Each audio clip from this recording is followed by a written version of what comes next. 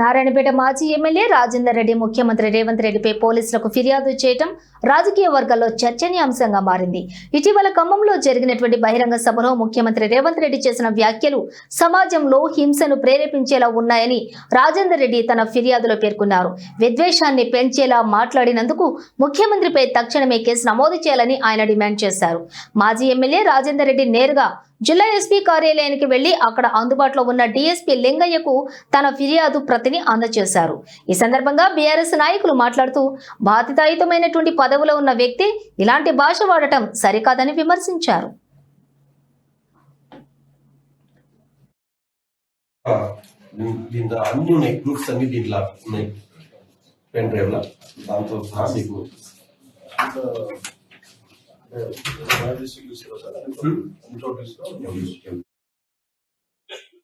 తారీఖు ఖమ్మం సభలో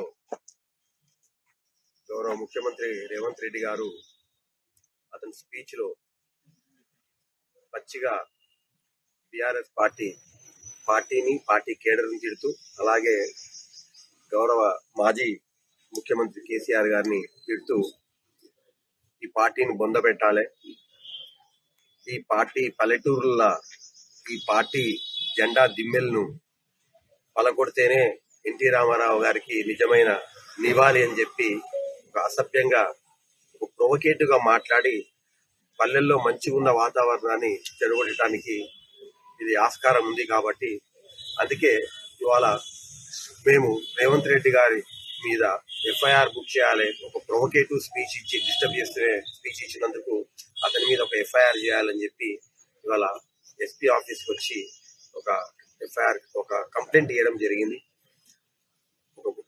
ముఖ్యమంత్రి స్థానంలో బాధ్యతాయుత స్థానంలో ఉండి ఆయననే ప్రొవకేటివ్ స్పీచ్ ఇస్తాడు, ప్రొవకేటివ్ చేస్తాడు, ప్రజలను అల్లకొల్లం చేయడానికి ప్రయత్నిస్తాడంటే ఈ తెలంగాణ ఎక్కడ పోతుంది అనేది మనం అర్థం చేసుకునాలి. ఆయననే భాషకు అద్దు లేకుండా ఎట్లంటే అట్లా మాట్లాడితే ప్రజలు ఎలా మాట్లాడతారు, ఆయన ఎట్లా ఉంటాడో